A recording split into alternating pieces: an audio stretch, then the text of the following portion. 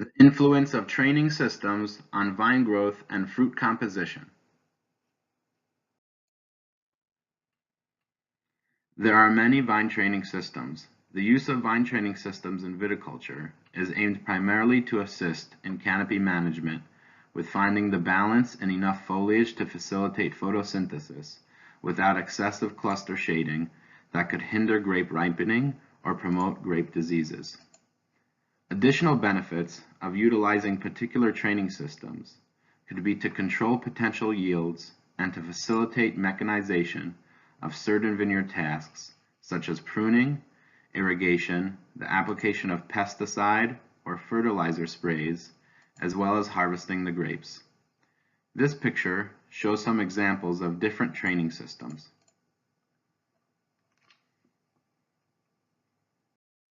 Trellising, pruning, and vine training are words that you will hear often when talking about viticulture. A trellis refers to the actual stakes, posts, wires, or other structures that the grapevine is attached to. Certain types of vines will grow without any attachment to a trellising structure. Pruning, done in the winter season, refers to the cutting and shaping of the cordon or arms of the grapevine, which will determine the number of buds that will eventually become grape clusters. Vine training systems utilize the practice of trellising and pruning in order to direct and control the vineyard canopy.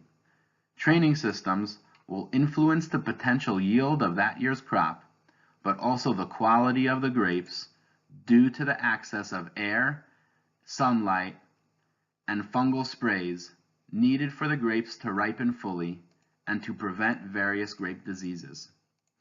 The picture on the right illustrates a trellising system supporting the vine's training system, using posts, wood pieces, and wires. In this case, the Geneva double curtain trellising system is being used. The top left picture shows a vine being trained onto a trellising system, allowing the grape farmer to control where and how the vine will grow. In the bottom left picture, you can see the 2-year-old wood acting as the cordon and the 1-year-old wood, which are the shoots from where the clusters are formed.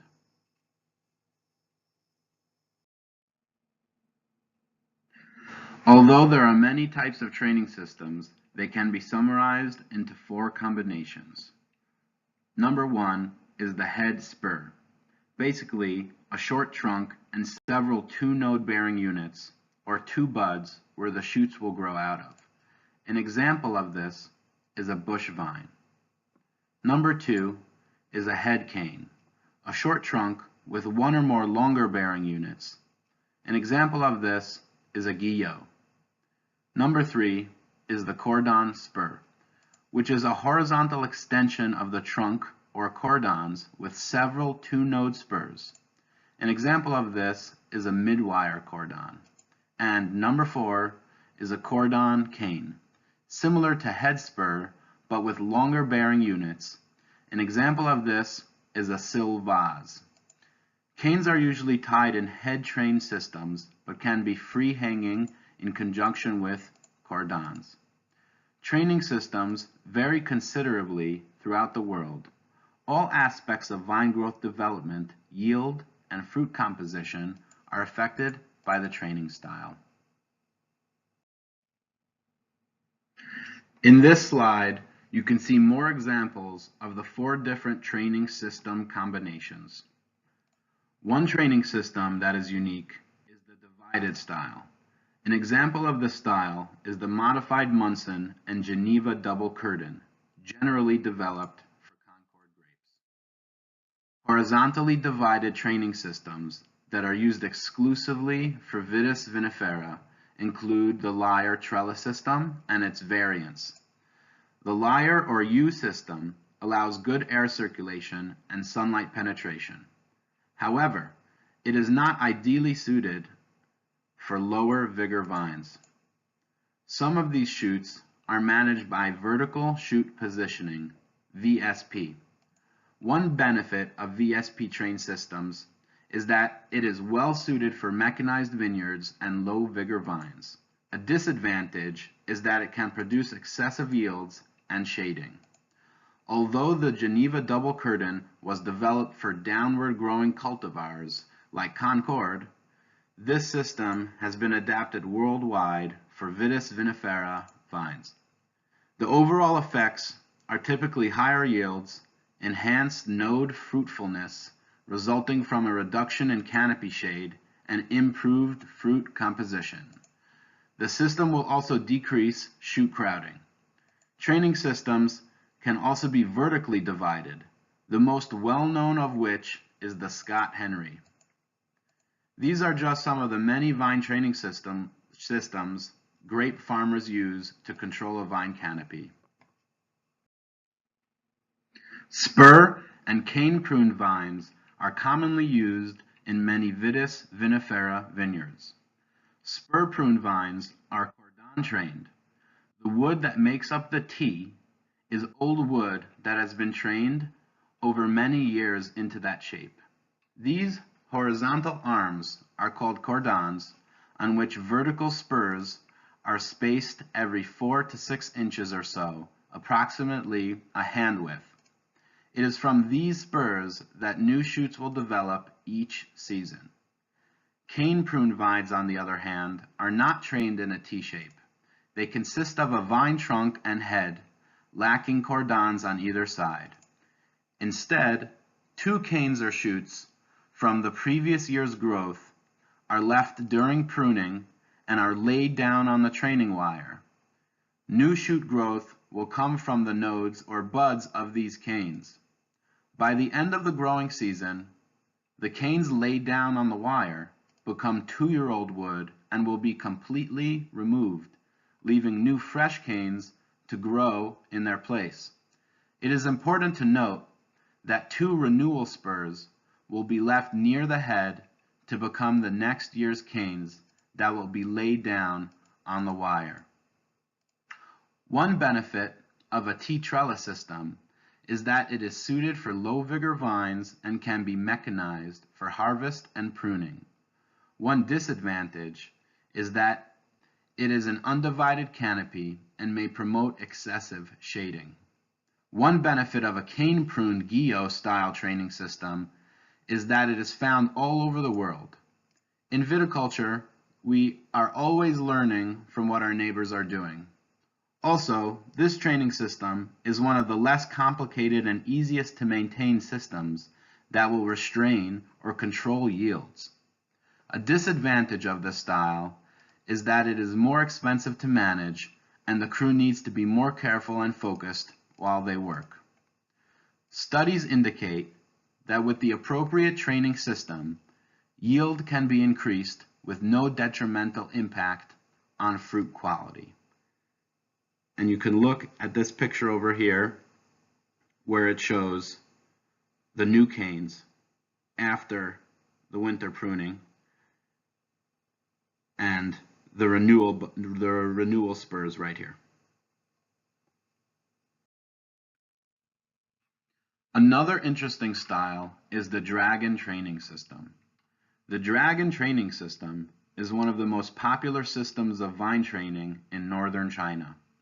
The picture on the left is of a 100-year-old dragon-trained Longyan grapevine. This grape variety is also called dragon eyes. A typical dragon-trained vine usually has 1 trunk and 1 cordon or dragon body, the length of 4 to 10 meters. The trunk may also be divided just above the ground, allowing several dragon bodies called 2, 3, or multi-dragon systems. The cordon bears consecutive fruiting units, called dragon claws, formed 4 to 11 inches apart, each unit consisting of 1 spur early in training and several spurs in mature vines.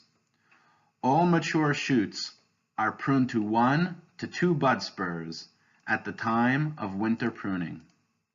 This system is mainly used to adapt vines to regions with a heavy winter season. And you can see in the diagrams on the right the single dragon training, the two dragon training, and what is called the fan training on the trellising system. China's continental climate produces hot summers and very cold winters. The best and most widely planted grape-growing regions in China are located in the north, where Vitis vinifera grapevines usually need to be buried in the winter season. The pruning trellis system must facilitate this practice. Because of the severe cold winters in northern China, vines must be protected in order to survive in the season. Otherwise, they will die. Chinese scientists specializing in viticulture think that minus 17 degrees Celsius in the winter season is the line to separate the areas that need and don't need to bury the vines. Depending on growing conditions and management practices, there is great variation in productivity using the dragon training system. In dry, hilly areas, non-irrigated vineyards have low yields due to the low planting density. However, the dragon system can provide fairly high production and good quality when fertilization and irrigation are used. This is a picture of a basket-style training system from Santorini, Greece. This training system is spur pruned. The benefits of this training system are that it is easy to maintain and requires minimal pruning. The disadvantages are that it creates a lot of shade, which in wet climates can cause grape rot and other diseases. I think that this system is very unique. Shown here is a list of various training systems to put into perspective how many different types and styles of training systems there are. This is just a partial list.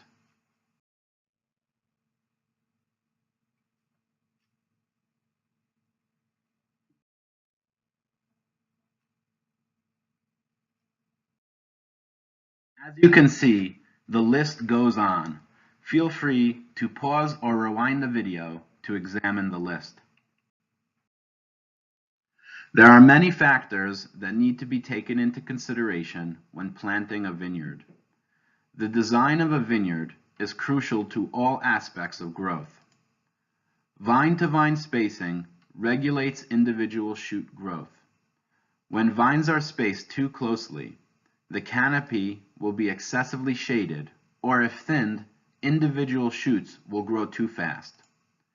If the vine spacing is too wide, the canopy area will be uneven and yield will be reduced. Optimum vine spacing will produce a balanced canopy without excessive growth or gaps. The influences of macro and mesoclimate on vines are well known. However, the impact that microclimate or canopy climate has on quality and quantity of grapes are less understood. Canopy microclimate basically depends on the amount and distribution of leaf area in space and its interaction with the climate. Grapevine trellising systems, therefore, are of central importance. You can see from the flowchart on the right how climate directly and indirectly impacts the canopy and vine physiology, respectively. The wide variety of training systems used for grapes around the world attest to the fact that an appropriate training system must be chosen based on the levels of climate surrounding the vineyard so that the fruit may flourish. Closely spaced shoots will result in greater leaf area and therefore shade within the canopy. The correct spacing of shoots will help create a balanced canopy environment, providing appropriate sunlight, airflow, and good spray management practices. Shoot thinning appears to be a more useful technique rather than cluster thinning, which provides no microclimate modification. The most common causes of reduced vigor seen in vineyards are those of water stress, crop load, poor nutrition, the effects of pests and diseases, limited root zones, or use of low vigor rootstocks and/or scions. High vigor vineyards will produce long shoots with large leaves and have extensive lateral growth. They should be managed correctly to avoid negative impacts on fruit quality. Vigorous vineyards or cultivars may benefit from divided canopy training systems. This slide explains the grapevine canopy microclimate and how these elements can interact with each other. Radiation, temperature, wind speed, humidity, and evaporation all play significant roles in the makeup of a canopy microclimate.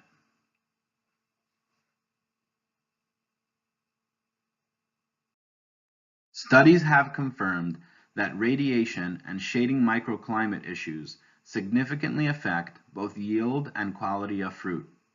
These results were reported in scientific literature-reviewed papers which studied the impacts of canopy microclimate.